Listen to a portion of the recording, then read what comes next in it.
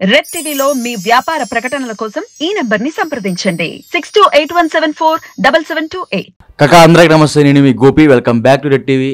ఈరోజు మనతో వచ్చేసి high court advocate and political analyst Prashant garu ఉన్నారు. సార్ నమస్తే. సార్ సార్ మనం చూస్తున్నాము, నిన్న ఈడీ అధికారులు వచ్చేసి ఆ ఎమ్మెల్సీ కవిత గారిని, మాజీ కేసీఆర్ బిడ్డ ఎమ్మెల్సీ కవిత గారిని ఈడీ అధికారులు అయితే అరెస్ట్ చేయడం అయితే జరిగింది.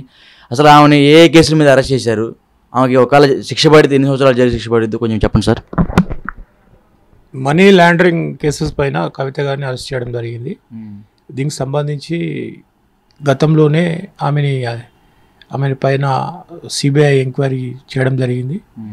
తర్వాత ఈ సిబిఐ ఇచ్చిన సమాచారంతో నిన్న వారు హైదరాబాద్కి వచ్చి హైదరాబాద్లో కవిత గారి గృహం నందు సెర్చ్ చేసి they are able to see some relevant documents.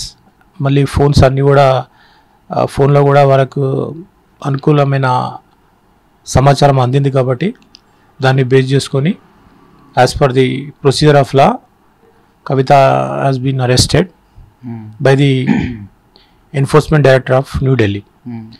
ఇప్పుడు ఆమెని ప్రస్తుతానికి ఇప్పుడు ఢిల్లీ కోర్టులో ఆమెని హాజరుపరచడం జరిగింది బిఫోర్ ది మేజిస్ట్రేట్ అక్కడ. ఇప్పుడు దాని గురించి ఎవరైనా అరెస్ట్ అయితే మన దేశంలో మన చట్ట ప్రకారం ఈవెన్ అరెస్టెడ్ పర్సన్ కూడా కొన్ని హక్కులు ఉంటాయి, rights of the arrested person అని. వారికి ఉన్న వాళ్ళ స్టాండ్ ఏంటిది, వాళ్ళ ఎందుకు వాళ్ళని బెయిల్ పైన ఎందుకు రిలీజ్ చేయకూడదు అనే విషయాలపైన వాళ్ళు కూడా న్యాయస్థానం ముందు తమ వాదనలు వినిపించే అవకాశం ఉంది. ఇప్పుడు కవిత గారి విషయంలో కూడా వారి న్యాయవాది తర్వాత లీగల్ టీం అంతా కవిత గారి విషయంలో కూడా వర్క్ చేస్తున్నారు.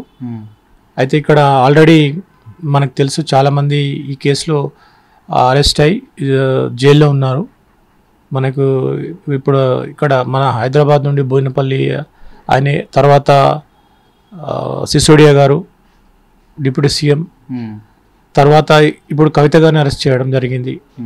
అయితే దీనికి సంబంధించి పూర్తి సాక్ష్యాధారాలతో వాళ్ళు ఉన్నారు. రిమాండ్ కేసు డైరీని కూడా ప్రజెంట్ చేసినట్టు మనకు సమాచారం వచ్చింది. దాన్ని బట్టి చూస్తే ఇప్పుడు ఈ సమస్య ఎంత దూరం, ఇప్పుడు కవిత గారిని ఏ విధంగా, తర్వాత దాని పర్యవసానం ఏంటి అనేది త్వరలో మనకు కొద్దిసేపట్లో తెలుస్తుంది. కాబట్టి వేచి చూడాల్సింది ఉంది. సార్ అసలుకి నిన్న నైట్ ఆమె మీద ఏ కేసులు పెట్టారు, అసలు ఆమె ఇంట్లో ఏమేమి దొరికినాయి, సోదాల్లో భాగంగా ఆమె ఇంట్లో ఏమేమి దొరికినాయి, ఏమేమి సీజ్ చేశారు సార్? ఇప్పుడు వాళ్ళ ఇంట్లో కొన్ని డాక్యుమెంట్స్, దానికి రిలేటెడ్ డాక్యుమెంట్స్, కొన్ని బ్యాంక్ స్టేట్మెంట్ దొరికాయి అంటున్నారు. తర్వాత మొబైల్స్ అన్నీ సీజ్ చేయడం జరిగింది. అది జరుగుతూనే ఉంది, సమాచారం ఉంది. కాబట్టి ఇప్పుడు ఎన్ఫోర్స్మెంట్ డైరెక్టర్కి ఉన్న మోడర్న్ టెక్నాలజీ దాంతో వాళ్ళు they are able to get all the cues to arrest and regarding the financial offences crime.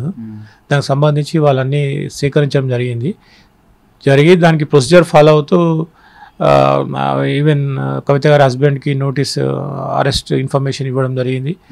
తర్వాత దాన్ని యాజ్ పర్ ప్రొసీజర్ వాళ్ళని తీసుకుపోవడం జరిగింది. సార్ ఈ అరెస్ట్ చేసే క్రమంలో నిన్న కేటీఆర్ గారు ఈడీ అధికారుల మీద దురుసుగా ప్రవర్తించడం అయితే జరిగింది. ఈ క్రమంలో ఈడీ అధికారులు అయితే బంజారాహిల్స్ పోలీస్ స్టేషన్లో కేసు అయితే నమోదు చేశారు కేటీఆర్ గారి మీద. దీని మీద మీరే ఉంటారు? అంటే ఇప్పుడు మనము యాజ్ పర్ ప్రొసీజర్ వచ్చినప్పుడు ఇప్పుడు again that is the objection to the duties of the police officer 188 కొన్ని సెక్షన్స్ ఉన్నాయి. ఇప్పుడు మనం ఏ ప్రభుత్వ ఉద్యోగి విధులకు ఆటంకం కలిగించొద్దు, అది కలిగిస్తే చట్ట వ్యతిరేకం. అయితే దానికంటే ముందే ఇప్పుడు when they have apprehension of arrest, they have other remedy to approach the court of law. Kavitha గారిని అరెస్ట్ చేసే అవకాశం ఉన్నప్పుడు దానికి రెమెడీస్ ఉన్నాయి. దాని ప్రకారం వాళ్ళు ముందుగానే నాట్ టు అరెస్ట్, ఒక రెడ్ పిటిషన్స్ మనకు అవైలబుల్ ఉన్నాయి. నాట్ టు అరెస్ట్ అని ఒకటి హైకోర్టు ద్వారా తీసుకోవచ్చు, లేదంటే even they can go and approach the supreme court of లా. అలాంటి ప్రొసీజర్స్ ఉన్నాయి. కానీ డైరెక్ట్గా మనం చెప్పేది, మనం అధికారులను మనము విభేదించి వాళ్ళ విధులకు ఆటంకం కలిగిస్తే ఇలాంటివి జరుగుతాయి. అంటే ఇక్కడ జరిగింది ఏంటంటే వాళ్ళు బ్రదర్ అండ్ సిస్టర్స్ కాబట్టి కొంచెం ఉంటుంది ఎమోషనల్గా. కేటీఆర్ గారు కొంచెం ఎమోషనల్గా ఫీల్ అయ్యి కొన్ని ప్రశ్నించే, అతను పొలిటీషియన్ కాబట్టి లీడర్ కాబట్టి ప్రశ్నించవచ్చు. కానీ అక్కడ ఆ క్రమంలో చట్టాన్ని ఉల్లంఘించినట్లయితే ఏమన్నా అక్కడ ఆధారాలు ఉంటే మాత్రం వారు ఎవరు కానీ చట్టానికి అతిథులు కాదు. మరి అలాంటి సందర్భాన్ని ఎదుర్కోవాల్సి మరి రావడం నిజంగా మనందరికీ, తెలంగాణ ప్రజలందరికీ కూడా ఉద్యమం నేపథ్యంలో వచ్చి మనందరికీ కూడా దురదృష్టంగా భావిస్తాం. సార్ ఇప్పుడు ఆమె ఆ ఢిల్లీ కోర్టులో అయితే సబ్మిట్ చేయడం అయితే జరిగింది ఈరోజు. ఒకవేళ ఆమెకు శిక్ష పడితే ఎటువంటి శిక్ష పడుతుంది? ఎన్ని సంవత్సరాలు శిక్ష పడే అవకాశం ఉంది సార్ ఆమెకి? అంటే ఇప్పుడు that has to be proved. ఒక షీ ఫౌండ్ గిల్టీ, తర్వాత ఆమెకి ఒక 10 years పడే అవకాశం ఉంటుంది యాజ్ పర్ దిస్. ఎందుకంటే గతంలో కూడా మనకు ఇప్పుడు మన ఇండియన్ విమెన్ పాలిటీషియన్స్లలో మనకు చాలామంది ఇలాంటి అండర్గాన్ ఇలాంటి కేసులలో వెళ్ళారు. జయలలిత గారు కూడా ఇలాంటి కేసులో వెళ్ళారు చాలామంది. తర్వాత ఇప్పుడు కవిత గారు అలాంటిది సమస్యను ఎదుర్కొంటున్నారు. అయితే ఇక్కడ ఏంటంటే మనకు చట్టంలో ఈవెన్ మనకు ఆ వెసులుబాటు ఉంది.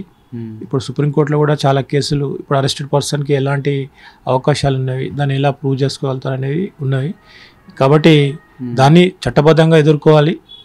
కవిత గారు చట్టబద్ధంగా దాన్ని న్యాయపరంగా ఎదుర్కొని దాని సమస్యను దాంట్లో వారికి ఉన్న నిజాయితీని, ఇన్నోసెన్స్ని ప్రూవ్ చేసుకోవాల్సిన అవకాశం ఉంది. సార్ అసలు ఎంత సడన్గా ఈడీ అధికారులు వాళ్ళపై దాడి చేయడానికి కారణం ఏంటంటే సార్?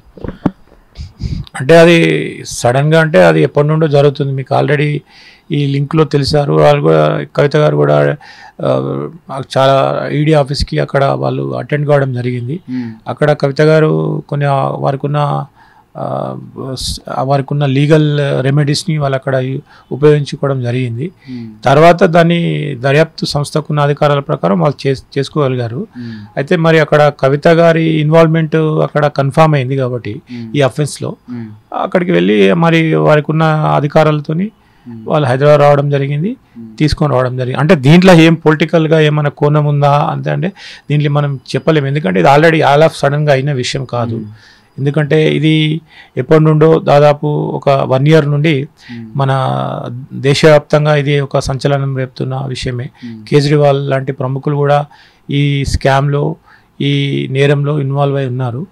కాబట్టి ఇది అంటే దీనికి ఇప్పుడు మనకు పార్లమెంటరీ ఎలక్షన్స్కి దీనికి లింకప్ చేసే విషయంలో కూడా కొన్ని మీడియా. సార్ నా నెక్స్ట్ క్వశ్చన్ ఏంటంటే ఇప్పుడు పార్లమెంట్ ఎలక్షన్స్ రాబోతున్నాయి ఒక నెలలో. దీనికి ఏమన్నా అంటే సింక్ కానీ లేకపోతే ఏమన్నా ఇప్పుడు అరెస్ట్ చేశారు కదా సార్, సెంటిమెంట్ ఉపయోగించుకుని ఓట్లు పొందే అవకాశం ఉందా బీఆర్ఎస్ పార్టీ ఏమన్నా? అంటే నేను ఐ డోంట్ థింక్ అక్కడ సెంటిమెంట్ అనేది ఇక్కడ వర్కౌట్ కాదు. ఎందుకంటే ఆల్రెడీ తెలంగాణ సెంటిమెంట్ వర్కౌట్ అయ్యి 10 సంవత్సరాలు బీఆర్ఎస్ అధికారంలోకి వచ్చింది, వారు పరిపాలించారు. అయితే ఇక్కడ ఏంటంటే ఇది మన దేశంలో ఏంటంటే ఈ రాజకీయ అవినీతి, పొలిటికల్ కరప్షన్ అనేది రోజు రోజుకు పెరుగుతుంది. ఇప్పుడు అధికారం చేపట్టిన పొలిటీషియన్స్ అందరూ ఇలాంటి నేరాలకు పాల్పడడం అది మామూలుగా కామన్ అయిపోయింది. ఇప్పుడు స్ట్రిక్ట్గా కొన్ని యాక్షన్ తీసుకుంటే కూడా ఇప్పుడు గవర్నమెంట్లో ఉన్న పొలిటీషియన్స్కి కొంచెం భయం అని ఉంటుంది. ఇప్పుడు రీసెంట్గా మనకు చట్టాల్లో మార్పు చేసింది బీజేపీ గవర్నమెంట్, చాలా చట్టాల్లో మార్పు చేసింది.